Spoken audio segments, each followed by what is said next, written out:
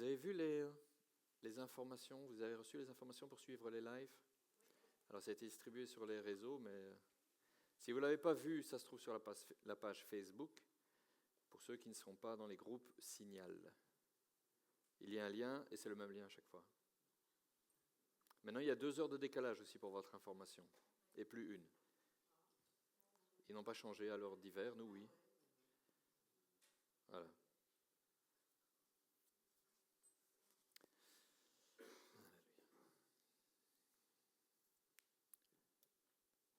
Est-ce que vous allez bien? Est-ce que Dieu est bon? Toujours. Il est bon, c'est sa nature, c'est qui il est. Dieu est amour. Alors, aujourd'hui, on va voir deux personnes spéciales dans le Nouveau Testament. Parce que c'est les 2 seules personnes pour qui Jésus a eu de l'admiration. Il a été épaté et il a dit « Waouh, j'avais jamais vu ça ». C'est incroyable que Jésus dise « J'ai pas vu ça avant ». Non? Vous vous demandez de quoi je parle. Hein? Jésus, il fait la rencontre d'une femme. La Bible nous dit qu'elle est cananéenne. Vous voyez? Matthieu 15, verset 21. On commence la lecture à cet endroit-là. Matthieu 15, voilà, 21. En quittant cet endroit, Jésus se rendit dans la région de Tyr et de Sidon. Et voilà qu'une femme cananéenne, qui habitait là, vint vers lui et se mit à crier « Seigneur, fils de David, aie pitié de moi, ma fille est sous l'emprise d'un démon qui la tourmente cruellement. » Et Jésus s'arrête et lui dit « Oui, qu'est-ce qui se passe ?» Non. Jésus ne lui répondit pas un mot. Ça, c'était la réponse de Jésus. Ses disciples s'approchèrent de lui et lui dirent « Renvoie-la, s'il te plaît. Elle ne cesse de nous suivre en criant. » Autrement dit, elle nous casse les oreilles. Seigneur, il faut la renvoyer, s'il te plaît. Elle n'arrête pas. Ah, Seigneur, fils de David, aie pitié de moi. Et comme tu ne lui réponds pas, elle continue et ça nous embête. On continue. Ce à quoi Jésus répondit. Alors il répond à ces gens, à ses disciples. « Je n'ai été envoyé qu'aux brebis perdues du peuple d'Israël. » Mais la femme vient se prosterner devant lui et elle lui dit « Seigneur, viens à mon secours. » Il insiste, le Seigneur. Il lui répond « Il n'est pas bien, c'est carrément pas bien, de prendre le pain des enfants pour le jeter aux petits chiens. » Si ça, c'est pas rêche. « C'est vrai, Seigneur, reprit-elle. Et pourtant, les petits chiens mangent les miettes qui tombent de la table de leur maître. » Alors Jésus dit « Ô femme, ta foi est grande. Qu'il en soit donc comme tu veux. » Et sur l'heure, sa fille fut guérie. Première lecture. C'est un récit étonnant. On a l'habitude de voir Jésus qui s'arrête et qui écoute les gens, qui leur pose des questions. Non? Enfin bon, il me semble.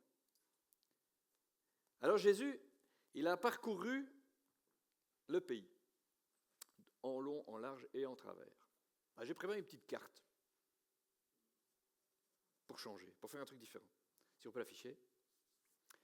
Et vous voyez la région, le pays d'Israël d'aujourd'hui, on voit la mer Morte, c'est le grand pavé bleu en bas. Et puis il y a tout ce pays vers le haut. Et Tyr et Sidon, la région où Jésus va se promener là, c'est au nord. C'est dans le Liban aujourd'hui. D'accord? C'était Israël, c'est le Liban aujourd'hui. Et donc ce sont les 2 villes que j'ai encadrées. Vous voyez, Tyr et Sidon. Et donc il est dans cette région-là, et cette femme habite par là. Ce n'est pas une région vraiment peuplée de juifs pratiquants. Vous voyez ce que je veux dire? Il y a un peu de tout. Et cette femme, Matthieu nous dit que c'est une cananéenne. C'est Marc, je crois, qui dit c'est une syrophénicienne. En fait, les Cananéens n'existent plus à l'époque.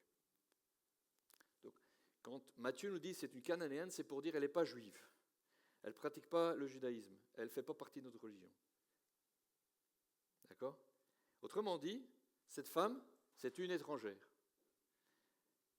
Et elle vient voir Jésus parce qu'elle a un problème que personne ne peut résoudre. Sa fille, elle est tourmentée par un démon.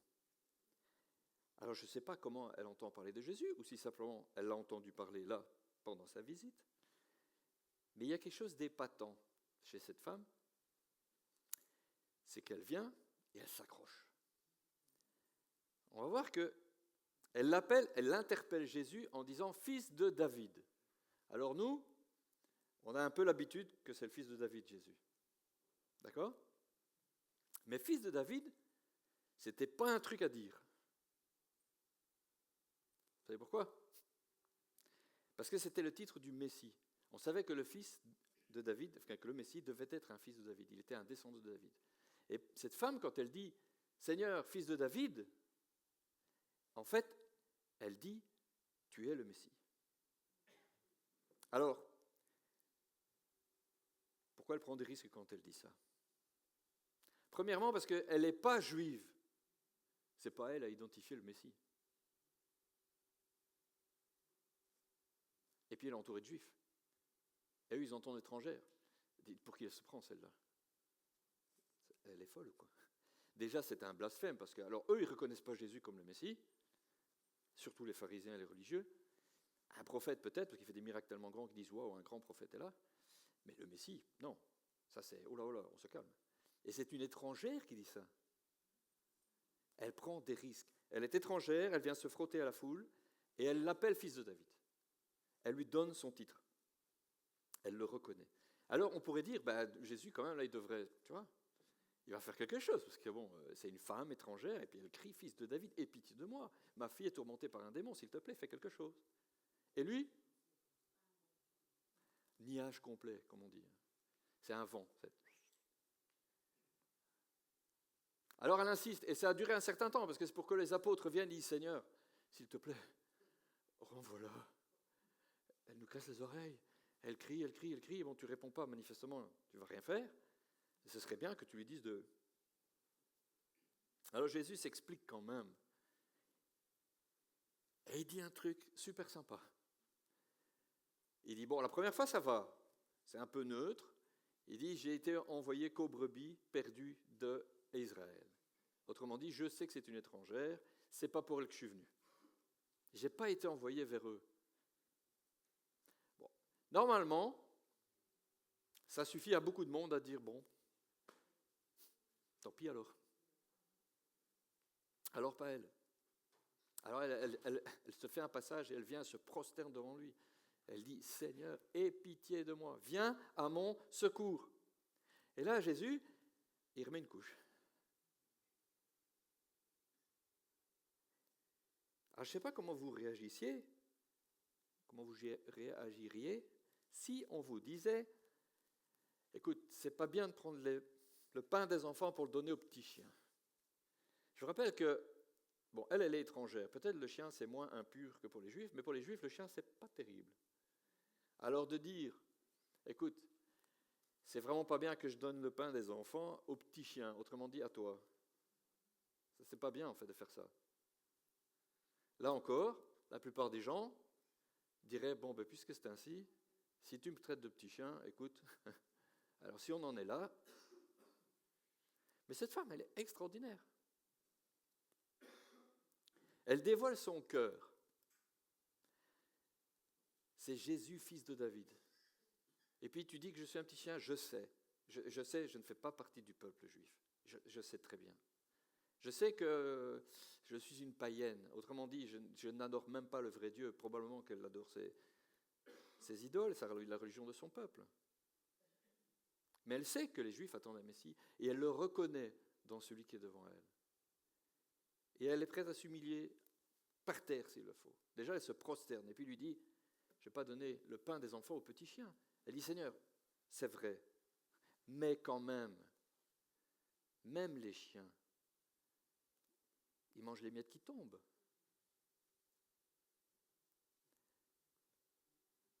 Et Jésus dit, waouh! Bon, c'est pas comme ça qu'il le dit, il dit, oh, femme. Mais c'est ça que ça veut dire. C'est, waouh! Ta foi est grande. Vous voyez, parfois, on dit on a de la foi, hein, on en a. C'est le truc qu'il ne faut pas dire à un chrétien. Ah, tu manques de foi.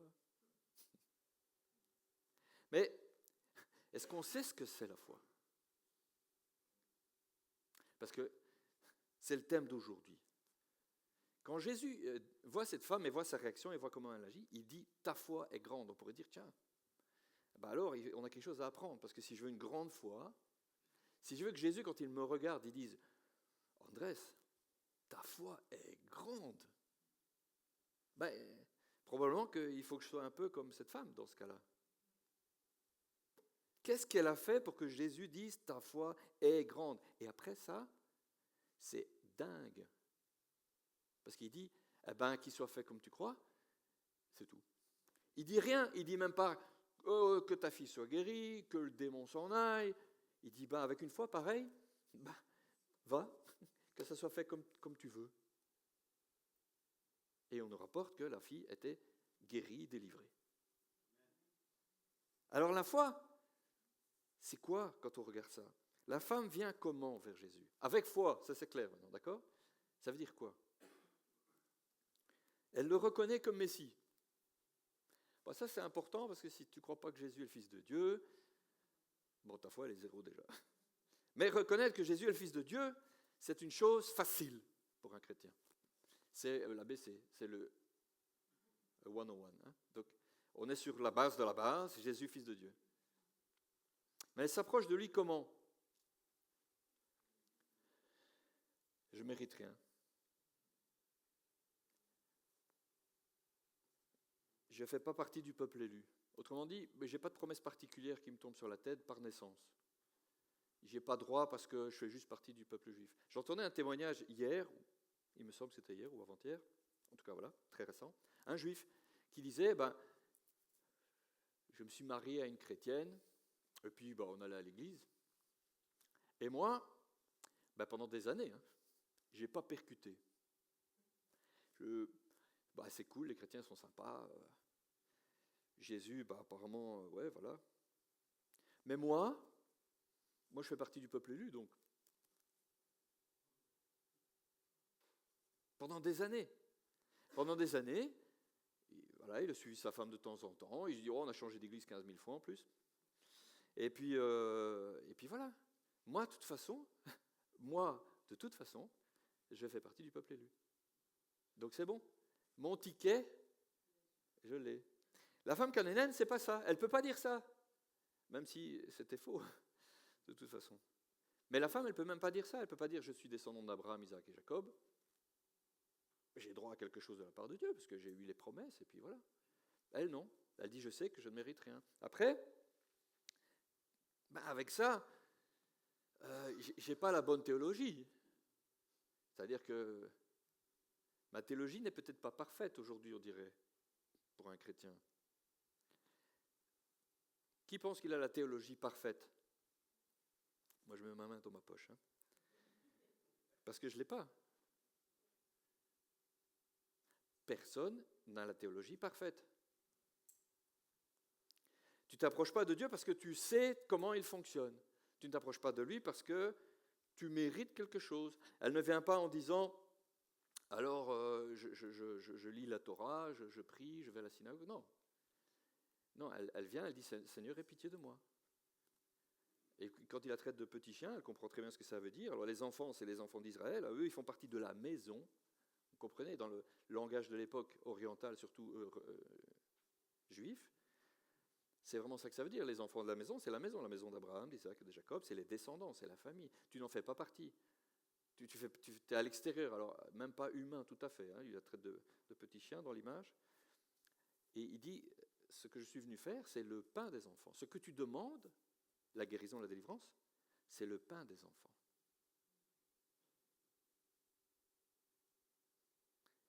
Et elle dit, je sais.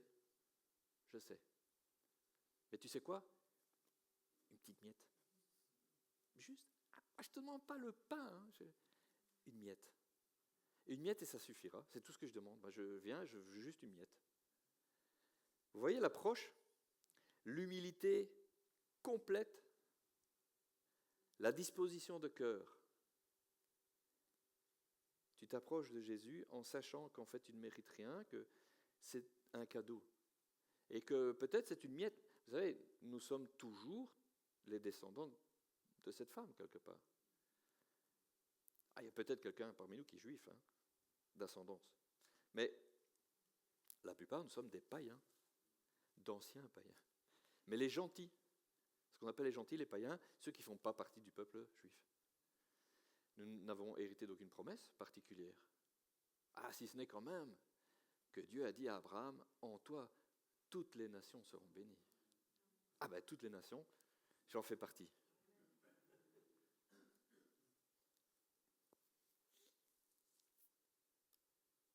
Alors parfois, on s'approche de Dieu et puis on a l'impression qu'il n'entend pas. Vous avez déjà eu ça? Je ne suis pas tout seul. Parfois, on prie et puis on dit, est-ce que ça tombe, est-ce que ça passe le plafond? Je parle et puis vraiment, là, j'ai l'impression de parler tout seul. Seigneur, je ne sens rien. Et puis, parfois, on demande quelque chose et on ne le voit pas. Et puis on le demande, et puis on insiste un petit peu, et puis on ne le voit pas, puis on ne le voit pas, puis ça traîne, et puis... on a le choix, on s'arrête, on se décourage, ou on continue. Et puis parfois, tu as, comme cette femme, des gens qui viennent te dire, laisse tomber, arrête un peu, quoi. Arrête avec ta pétition, là, toujours la même prière. Je pense que Dieu, il a décidé de ne pas te donner. C'est peut-être pas sa volonté. Ça pique, ça. Sa volonté, elle est écrite dans la Bible. Est-ce qu'il veut te bénir? Est-ce qu'il veut te guérir? C'est déjà fait. Est-ce qu'il veut te libérer? Amen. Et Ésaïe nous dit, il est venu pour relever les cœurs abattus, pour nos maladies, pour nos infirmités, toutes nos souffrances, il les a portées. C'est déjà fait. Donc, tu sais que ce que tu demandes est la volonté de Dieu.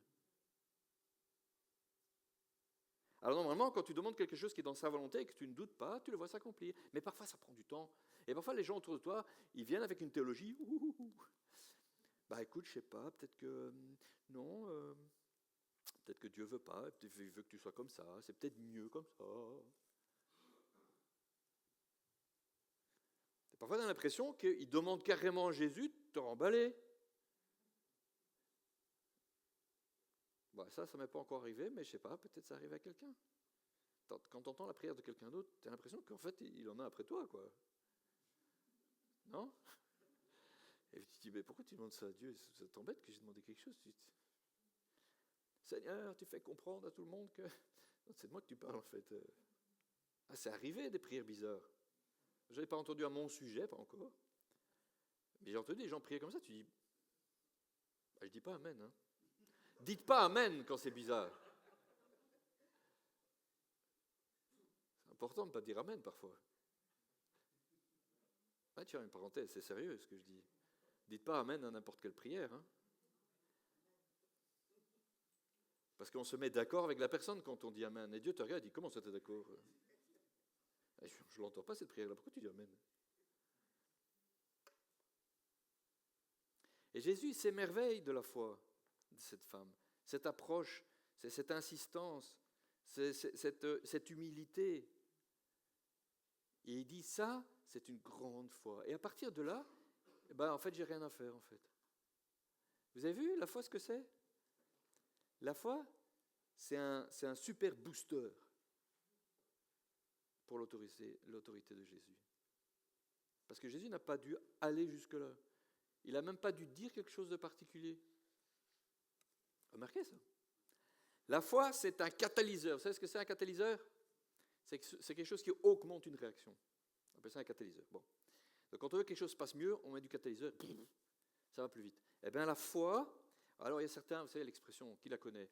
C'est la monnaie du royaume. C'est pas grave. Donc ça se dit aussi dans les milieux chrétiens. C'est du jargon. Donc la foi, c'est la monnaie d'échange. Plus tu as de foi, Tu vois, si tu veux quelque chose de Dieu, il faut de la foi. C'est vrai. Et en fait, moi je dirais même, c'est un super catalyseur, un super booster. Ok ? Quand tu as la foi, les choses se passent, elles se passent plus vite, plus fort, mieux. Et ce n'est pas toujours ce qu'on pense, c'est pas je supplie, j'explique à Dieu que quand même c'est important, nanana. On va voir un deuxième exemple, et vous allez comprendre. Parce que dans les deux exemples, c'est la même chose. Petite nuance près.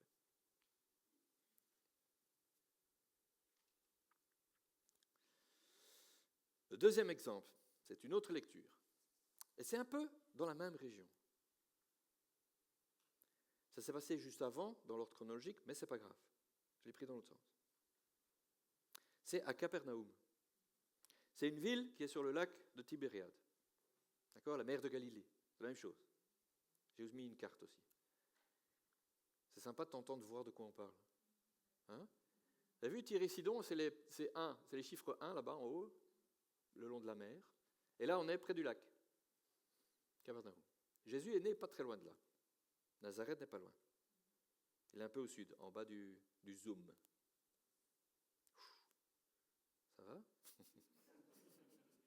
Capernaum. Et là, qu'est-ce qui se passe à Capernaum ? Jésus entre à Capernaum quand un officier romain l'aborde. Ah, c'est un étranger, mais là, c'est un envahisseur. Il a un autre degré d'étranger. Et il le supplie, Seigneur, il l'appelle Seigneur. Mon serviteur est couché chez moi, il est paralysé et il souffre terriblement. Et Jésus, là, il répond. Et il dit, je vais chez toi, ok, on va y aller. Et je le guérirai. C'est pas mal, ça. C'est super comme promesse. L'officier, oui, il est content, mais il est marrant, lui. Il dit, Seigneur, dit alors l'officier, je ne remplis pas les conditions pour te recevoir dans ma maison. Mais tu n'as qu'un mot à dire et mon serviteur sera guéri. Et il explique pourquoi il dit ça. Il dit, moi-même, je suis un officier subalterne. Je suis un officier subalterne, mais j'ai des soldats sous mes ordres. Autrement dit, je connais la hiérarchie, tu sais. Moi, je suis peut-être, je ne sais pas, centurion. Mais j'ai des généraux au-dessus de moi, un paquet. Et en plus, j'ai aussi des gens en dessous. Et tu sais quoi, Seigneur ? Quand je dis à quelqu'un, viens, il vient. C'est la légion, ce n'est pas le camp de vacances. Et quand je lui dis, va, il va. Et quand je dis à un autre, viens, il vient, etc. Et quand je dis quelque chose à mon esclave ou mon serviteur, c'est le langage de l'époque avec les gens de l'époque, eh bien, il le fait. Autrement dit, tu n'as pas besoin de venir chez moi. Ma maison, je ne suis pas juif non plus. Je ne mérite pas que tu viennes. Je ne me sens pas bien que tu viennes chez moi, tu sais. Je sais, je suis l'envahisseur. Enfin, je ne suis pas digne. Je ne remplis pas les conditions. Par contre, j'ai compris quelque chose. Moi, quand je donne des ordres, ça se passe. Et quand je reçois, j'exécute. Eh bien, si toi, tu dis un mot, ça va se faire. C'est quoi la réponse de Jésus ? Jésus fut rempli d'admiration. Je pense qu'il a fait un geste un peu comme ça. Et puis il se retourne. Alors là, il est épaté, mais alors en plus, il le dit. Vraiment, je vous l'assure, chez personne en Israël, je n'ai trouvé une telle foi. Et je vous le déclare, beaucoup viendront de l'Orient, de l'Occident, et prendront place à table auprès d'Abraham, Isaac et Jacob dans le royaume des cieux. Mais ceux qui devaient hériter du royaume, ceux-là seront jetés dans les ténèbres du dehors. Là, il y aura des pleurs et d'amers regrets. Et puis, Jésus se retourne vers l'officier de nouveau et il lui dit, rentre chez toi et qu'il te soit fait selon ce que tu as cru, comme la femme. Et à l'heure même, son serviteur fut guéri. C'est le même schéma. Comment s'approche l'homme de Jésus pour que Jésus dise « Waouh, quelle foi ! J'avais jamais vu ça en Israël. » Alors j'ai cherché de la foi. Vous savez, à un moment donné, Jésus il était inquiet. Vous savez que Jésus a été inquiet. Parce qu'il s'est tourné vers ceux qui suivaient. Il dit « Est-ce que quand je reviendrai, je trouverai de la foi ?» Alors il dit « Seigneur, on est 2 milliards à te croire. » Est-ce que c'est de ça que Jésus parle ? Vous voyez ?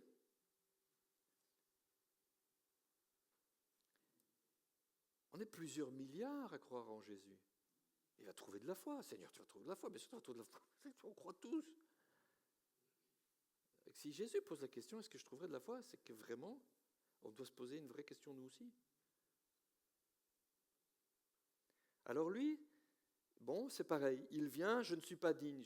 Alors c'est un chef militaire de l'envahisseur, d'accord? Normalement, partout où il se balade, les gens ils s'inclinent un petit peu. Ou en tout cas, ils ne regardent pas droit dans les yeux. D'accord? Et il vient vers un juif. Alors, il l'appelle tous rabbi, tout ça, mais pour un romain, ça ne veut rien dire, normalement. Et il vient, il dit Seigneur. Lui aussi le reconnaît. Et puis, il lui explique son problème. Il n'essaie pas de gagner quelque chose. Hein. Il dit juste, j'ai un serviteur, il est super malade, il est paralysé, il ne marche plus, il souffre. Est-ce que tu veux bien faire quelque chose pour lui? Et Jésus lui dit, je vais aller, je vais le guérir. Et là, il dit, non, tu dois pas venir. Moi, je sais quelque chose. Je sais qu'il y a l'autorité. Et je connais la hiérarchie. Et je connais la chaîne de commandement. Ce principe-là, je l'ai intégré. Je suis un militaire et je suis un chef. Je sais comment ça fonctionne. Tu sais quoi? J'ai compris un truc que peut-être d'autres n'ont pas compris. C'est que dans le monde spirituel, dans l'invisible, si tu es qui tu es, eh ben, tu n'as qu'un mot à dire. Ça va se mettre en branle jusqu'au bout pour que ça passe, comme tu as dit. Le commandement va être exécuté. Ça, j'ai compris. Alors dis juste un mot. Et Jésus est épaté, émerveillé. Il dit, mais voilà quelqu'un qui a compris quelque chose.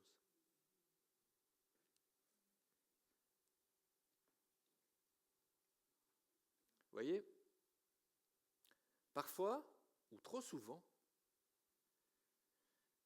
on s'approche de Dieu autrement. Et on explique notre problème. Alors jusque-là, ça va. Mais on explique notre problème à Dieu comme s'il ne comprenait pas. Et on insiste dans l'explication.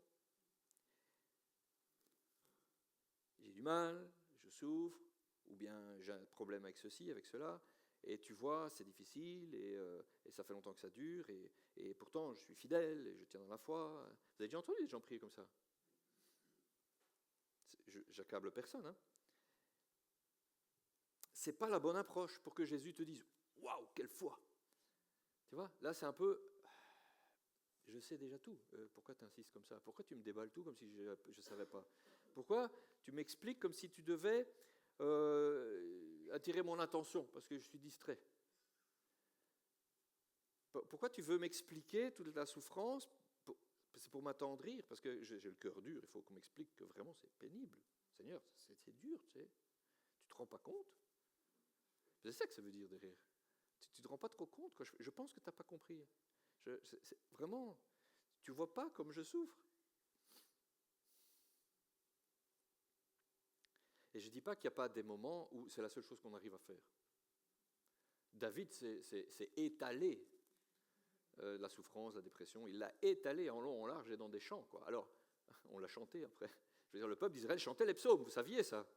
Hein, ce sont des chants, des hymnes, c'est pour les chantres. C'est marqué au début parfois, au chef des chantres. C'est-à-dire que j'écris au chef de chœur. Quoi. Et donc on va chanter ça. Mon âme. Et ils chantent tous. Il y a des moments, c'est tout ce que tu arrives à faire. Et c'est pas grave. Ce que je vous dis là, c'est bien ou c'est pas bien.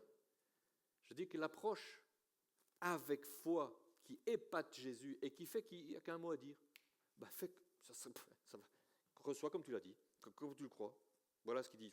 En fait, j'ai rien à faire. Je ne veux même pas aller jusque là-bas. Je ne dois pas aller chasser des trucs, faire preuve d'une certaine autorité. Non. Avec une foi, pareil, va, reçois comme tu crois. C'est pas l'approche de Seigneur, s'il te plaît, tu vois, je pense que tu n'as pas entendu la dernière fois que j'ai prié, hier, ou il y a 1 heure.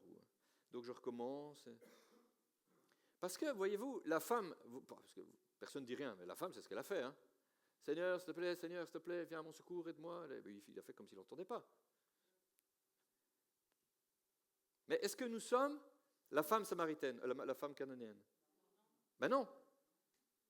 C'est quoi la différence? Nous sommes fils et filles. Nous faisons partie de la maison maintenant.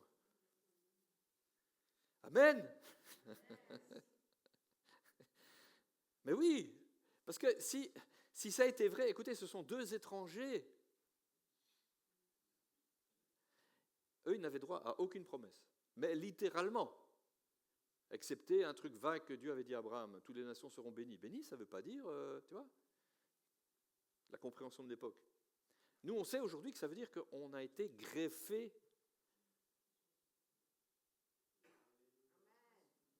à cette promesse du départ. On en fait pleinement partie. Mais c'est par Jésus. Là, Jésus n'était pas encore mort, il se promenait, c'était l'Ancien Testament. Hein? En fait, les évangiles, on a marqué la page Nouveau Testament à partir de l'évangile, mais en fait, non. Le Nouveau Testament, il commence après la croix et la résurrection. Mais bon, soit. On ne pouvait pas couper tous les évangiles, la page est marquée Nouveau Testament. Là, c'est le Nouveau Testament. Nous faisons partie de la famille de Dieu. Nous qui avons accepté Jésus comme Seigneur et Sauveur, comme Seigneur et Sauveur, hein? Parce que parfois on l'accepte juste comme Sauveur. C'est celui qui confessera que Jésus est Seigneur. Ok, on est tous d'accord. Et donc nous, on a été greffés, on a été adoptés, on a été rachetés. Ça veut dire on ne s'appartient pas. Et j'ai été acheté. Comme Paul nous l'explique, et c'est parfois difficile à comprendre, nous sommes donc esclaves de Jésus. C'est un bon esclavage, celui-là. C'est celui qui te rend vraiment libre. Ça, c'est spécial. Hein? Bon, mais c'est vrai. Parce que de toute façon, tu es esclave toujours de quelqu'un. Ni Dieu ni maître, ça n'existe pas. N'en déplaise à certains. Nous qui sommes enfants de Dieu, nous sommes héritiers de toutes les promesses. Nous sommes même ambassadeurs du royaume de Dieu sur terre. Alors, partout où nous allons, c'est une ambassade. Je suis une ambassade vivante. Hein. L'ambassade, ce n'est pas les X mètres carrés de la salle. Hein. C'est nous, personnellement, qui sommes ambassadeurs. Nous nous baladons avec le royaume de Dieu. Alors, on ne doit même pas s'approcher comme quelqu'un qui n'a pas droit. Mais c'est la bonne approche.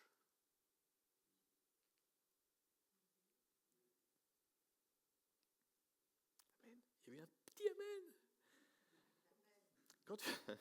Quand tu t'approches de Dieu, l'humilité est la seule position acceptable.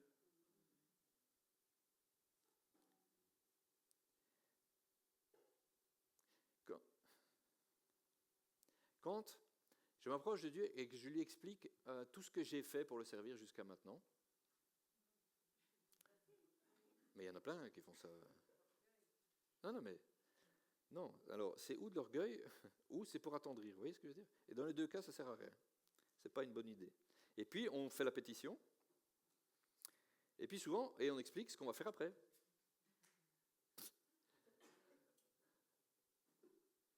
Mais quand je le dis comme ça, on a envie de sourire, mais en fait, on le fait très souvent. Seigneur, je veux te servir, donc, j'ai besoin que tu me guérisses, que tu pourvoies mes besoins, ou que tu me donnes une nouvelle auto, parce que tu comprends, je voudrais aller sur le champ missionnaire. Seigneur Jésus, je ne te demande pas une voiture parce que j'ai besoin d'aller travailler, conduire les enfants à l'école, acheter du pain. Pourtant, tout ça est valable. Hein. Mais quand on prie, on ne dit pas ça. On essaye de marchander, on explique que c'est pour lui. Alors si tu me le donnes, je t'explique. Si tu me donnes une nouvelle auto, Seigneur, je vais aller évangéliser. D'accord ?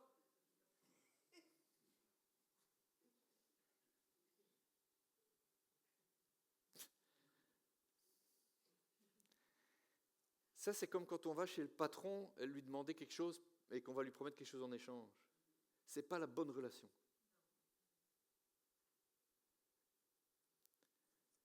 Si tu t'approches de Dieu en étalant ton CV, tu cherches un boulot. Et si tu lui dis ce que tu vas faire après, tu es toujours dans la recherche de boulot. Jésus n'a pas dit, je cherche des... Alors, si, il a dit des ouvriers, mais il veut des fils et des filles. Il sait ce que tu as fait jusqu'à maintenant. Et il sait ce que tu vas faire après. Toi, tu ne le sais pas encore. toi tu crois que tu vas faire ça et ça et ça. Et lui, c'est exactement ce que tu vas faire. Et je dis non avec ma tête. Parce que c'est pas ce que tu crois souvent. Seigneur, si tu me donnes ça, je vais faire ça et ça. Lui, il fait, tu as des belles intentions, mais je sais bien ce que tu vas faire vraiment. Nous sommes héritiers des promesses. Et Hébreux 4, 16 nous dit, approchons-nous. Non, il ne faut pas l'afficher, d'ailleurs c'est pas ça. Hébreux 4, 16. Approchons-nous donc du trône de Dieu de grâce avec une pleine assurance, dans ma traduction, c'est pareil. Là, Dieu nous accordera sa bonté et nous donnera sa grâce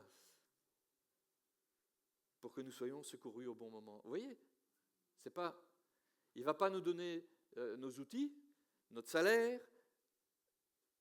Non, il va nous donner sa bonté et il va nous donner sa grâce. Si tu as besoin de quelque chose, si tu as besoin que Dieu intervienne, sache que ce dont tu as besoin, c'est de sa bonté et de sa grâce. Ça ne sert à rien de dire « j'ai fait… non, parce que tu ne l'as pas mérité. Tu n'as rien mérité. » En fait, Jésus, il a même dit « si tu fais tout ce que Dieu t'a demandé, tu sais quoi? Tu es juste un serviteur inutile. » Pourtant, si j'ai fait tout ce qu'il a demandé, oui, mais ça ne servait à rien, il n'avait pas vraiment besoin de toi. Il aurait pu le faire tout seul. Il aurait demandé à quelqu'un d'autre. Tu comprends? Dieu n'a pas besoin de quoi que ce soit, dont toi, dont moi, dont nous.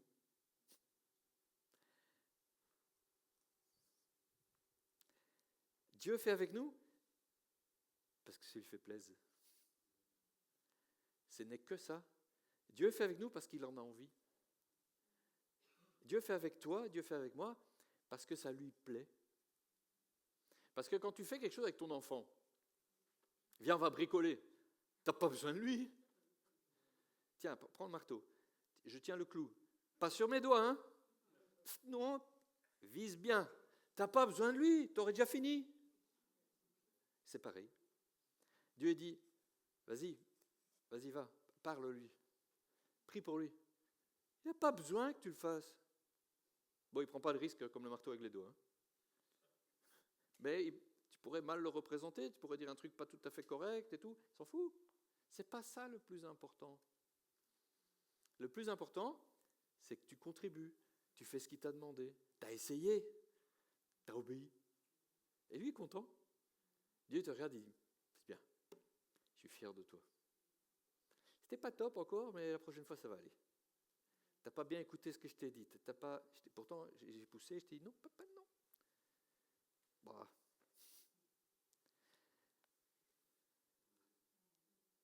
Tout ce dont tu as besoin, c'est de sa bonté et de sa grâce. Tout ce qu'il te donne, c'est parce qu'il le veut bien, c'est cadeau. Mais nous, on peut s'approcher avec confiance. Vous voyez, la femme ou le centurion ne s'approchait pas de Jésus avec confiance. C'est-à-dire qu'ils ne méritaient pas, ils ne faisaient pas partie du peuple, ils n'avaient pas la même religion à la base. Alors même si il y a une tendance positive, parce que je l'ai lu dans Matthieu, où il dit que c'est un chef et un qui vient voir Jésus, mais en fait Luc, vous savez Luc, le médecin historien, après les faits, lui il ne les a pas vécus, il a été demandé des infos à tout le monde, alors il ne raconte pas tout à fait la même histoire. Qui c'est qui le sait? Bon. Luc, il dit qu'en fait, il y a les chefs religieux qui sont venus pour lui, pour le centurion, et qui ont dit, Seigneur, il fait du bien à la communauté, il a donné des sous pour construire la synagogue, lui, il mérite que tu fasses quelque chose pour lui. Vous avez vu? Eux, ils ont fait ce que parfois on fait. Seigneur, j'ai donné, j'ai fait des offrandes, tu vois, je lis ma Bible, je prie tous les jours, Seigneur, tu vois comme je suis méritant. Donc, et puis après, comme ça, je ferai, parce qu'en fait, c'était ça aussi. Seigneur, fais quelque chose pour lui, il donne des sous pour la synagogue et tout. On aimerait bien qu'il continue, autrement dit. Donc, nous, les chefs religieux, qui en général, on n'est pas très contents avec toi, on a fait un gros effort. On morce sur notre chic, on vient, on t'appelle maître, et puis on te fait l'éloge de monsieur. Mais c'est la même histoire, hein. Luc, il donne des détails qu'il a entendus autrement. Matthieu va à l'essentiel, il dit en fait, bon, il y avait un type, c'était un païen, il est venu voir Jésus, et voilà comment ça marche. C'est la même histoire. Dans le récit de Luc, les Juifs viennent essayer de vanter l'affaire, de marchander la bénédiction, et puis en chemin, il y a un autre gars qui vient envoyé aussi par l'homme qui dit « Mais non, ne viens pas jusqu'à chez moi, c'est pas nécessaire. » C'est la même histoire, avec les mêmes effets. Nous pouvons nous approcher du trône de Dieu avec confiance et assurance. Nous faisons partie de la maison. Nous sommes adoptés, nous sommes ses enfants. Tu peux t'approcher de ton papa, si tant est que tu as un bon papa, avec confiance. Un enfant ne s'approche pas d'un papa avec alors, papa, si tu as un papa ou tu as eu un papa malveillant, maltraitant, effectivement, parfois ça se passe comme ça. Alors j'ai besoin de quelque chose.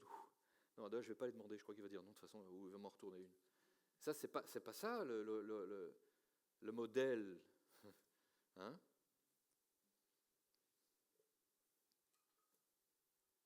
Si tu veux que Dieu te regarde en disant waouh, quelle foi, il faut que tu t'approches de lui en sachant que tu ne mérites rien.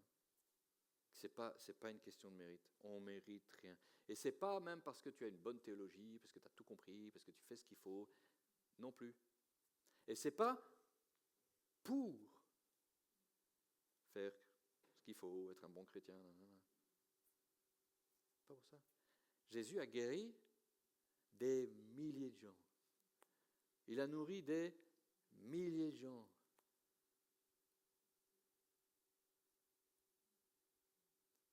Parce que parfois, il essaie de penser que, vous savez, quand on dit, ouais, on va prier pour les gens, etc., puis on a des guérisons et tout, il y en a parfois derrière qui posent des questions, et il y en a combien qui se convertissent? Il y a combien qui voient l'église? Pas beaucoup par rapport aux gens qu'on a pris dans la rue, et puis des gens qui ont été guéris. Et ah ouais, hein. Et on sent que la personne est en train de dire, bah, ça sert à rien, quoi. Tu sais, vous avez déjà entendu ces gens? Je ne vais pas vous demander si vous l'avez fait. Hein. Est-ce que vous avez déjà entendu ce genre de remarques? Moi, je les ai entendues plein de fois. Hein, on va faire une campagne d'évangélisation, enfin une campagne de guérison. Et puis, on a plein de témoignages. Et puis, il y en a qui posent la question, 6 mois après, est-ce qu'on en refait une? Ah, je ne sais pas, il y en a combien qui sont venus à l'église après? On s'en fout. Amen. Ouais, vous n'êtes pas obligé de dire amen. Hein. Parce que ce n'est pas comme ça que tu choisis ce que tu fais ou tu ne fais pas. Jésus a guéri souvent tous ceux qui venaient à lui. Tous. Et puis à un moment donné, ils sont tous partis. Parce que dans les milliers qui ont été guéris, il y en avait des centaines qui suivaient. Vous savez, des followers. Alors, on n'a pas inventé le mot, hein, il y a 2000 ans. Donc, ils suivaient Jésus.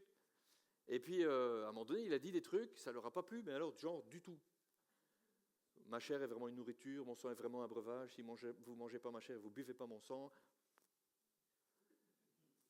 Le rabbi est parti cannibale. Seigneur, c'est choquant. Et il n'a pas dit, attends, je vais rephraser, vous n'avez pas compris. Hein. Ils sont tous partis. Et puis il restait, alors ceux qu'il avait choisis, en gros 12. Et Jésus il a dit, ah ben vous partez pas j'espère, parce qu'alors vraiment j'ai plus personne. J'ai déjà fait tout ça pour rien. Non, il a dit, et vous partez pas? Littéralement, hein. Il a dit, vous partez pas vous? Et Pierre il a dit, vous n'avez jamais dit que parfois quand même, il prenait des risques, Jésus? Parce que c'est vraiment, c'est presque une incitation. Et vous partez pas? Parce que bon, si tout le monde n'est pas content, peut-être qu'il vaudrait mieux que vous partiez aussi, je ne sais pas. Et Pierre, il dit, ben non, mais où est-ce qu'on irait? Ah ouais, là, il avait une révélation et tout, c'était super important ce moment-là pour lui. Parce que c'est pas la chair et le sang qui l'ont révélé, Pierre. C'est mon Père dans les cieux. Mais voilà comment Jésus réagit. Il dit ce qu'il a à dire, et il ne le dit pas avec des gants. Hein. Il ne dit pas, attendez, vous n'avez pas compris, je vais rephraser. Je suis désolé que ça vous ait... que ça vous avait un petit peu énervé, ça, tu vois. Prenez patience, vous allez comprendre. Un jour, vous allez comprendre. Allez, accroche-toi. Bah, je ne dis pas qu'il ne faut jamais faire ça. Hein. Mais vous comprenez que Jésus ne l'a jamais fait. Genre, jamais. On n'a pas un exemple. Hein. Si vous en avez un, vous venez me voir. Par contre, dire platement un truc à quelqu'un, c'est pas pour les petits chiens, c'est pour la maison. C'est riche, hein. dire aux pharisiens, vous êtes bien comme votre père, le Satan, le diable, le père du mensonge. Seigneur, tu ne vas jamais les convertir en leur disant des trucs pareils. Sépulcre blanchi. Ah ben là, c'est sûr, ils sont contents. Là, ils vont écouter. Ouais, race de vipère. Alors c'était tous des trucs, vraiment, ça leur plaisait pas à entendre. Hein. C'était pas pour faire semblant. Hein.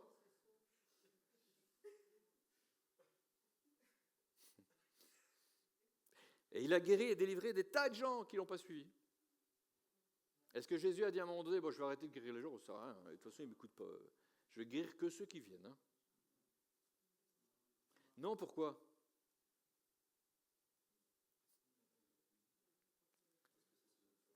Parce que sa mission était, entre autres, de détruire les œuvres des ténèbres. Peu importe si la personne qui a été libérée, guérie, qui a été au bénéfice de la destruction de l'œuvre des ténèbres dans sa vie, peu importe si, après, elle change. C'est dingue. C'est aussi important. Vous comprenez que ce n'est pas moins important. Hein. Bien sûr, Jésus est venu pour sauver le monde, pour payer le prix du péché. Ça, c'est la mission ultime.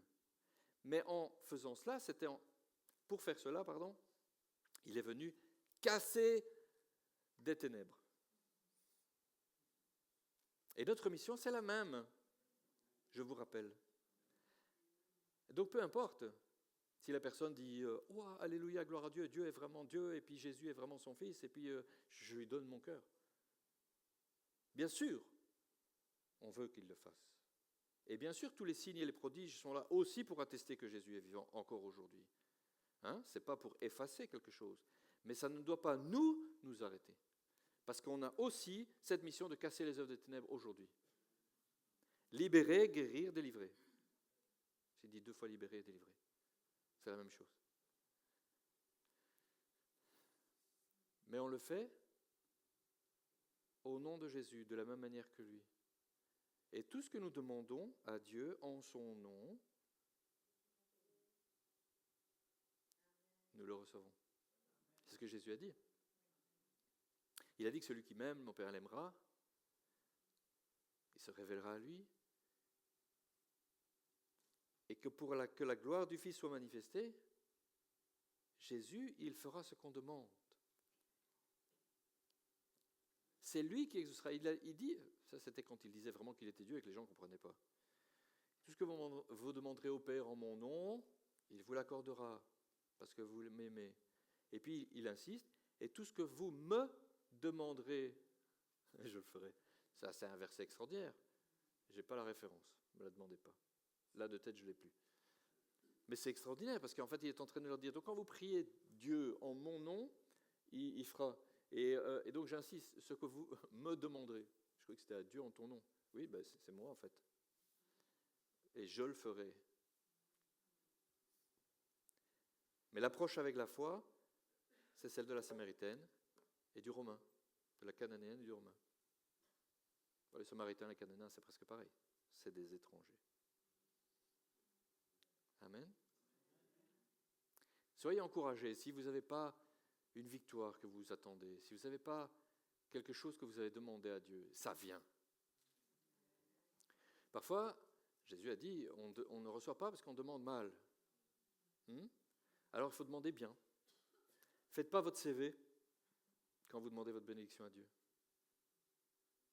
Parce que c'est sa grâce que vous demandez. C'est par sa grâce et sa bonté. On s'approche du trône de la grâce avec assurance parce que maintenant on est enfant de Dieu.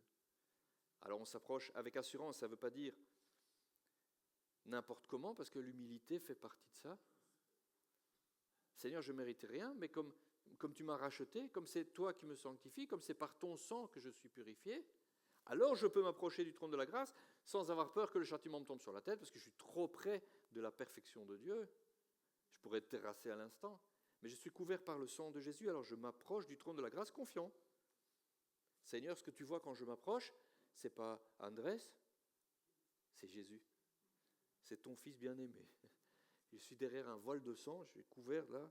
C'est bon, je peux m'approcher. Et ce que je demande, ce n'est pas ta pitié, c'est ta bonté et ta grâce. Amen. Soyez bénis. Passez un bon dimanche. Et n'hésitez pas à aller voir le live. Du coup, 16h, moins 2, c'est 14h alors. Voilà. Dieu est en train de faire des choses extraordinaires. 2 mots sur ce qui se passe là-bas, pour ceux qui n'ont pas un signal et qui n'ont pas vu toutes les infos.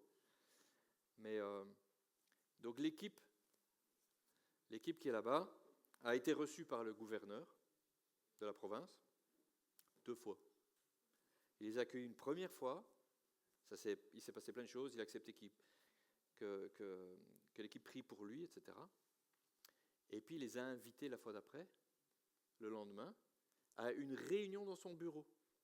Donc ils ont fait un petit culte dans le bureau du gouverneur. C'est génial, non? Alors le jour que le gouverneur du Hainaut nous invite, je crois que vous seriez un peu plus contents. Hein? Et il a dit aussi, alors ça on verra les agendas et s'il peut tenir parole là-dessus, mais il a dit aussi qu'il allait venir à l'évangélisation en plein air. Vous voyez? Quand Dieu fait quelque chose, il ouvre des portes, on ne sait pas pourquoi ni comment, mais elles sont ouvertes. Amen. Voilà, soyez bénis.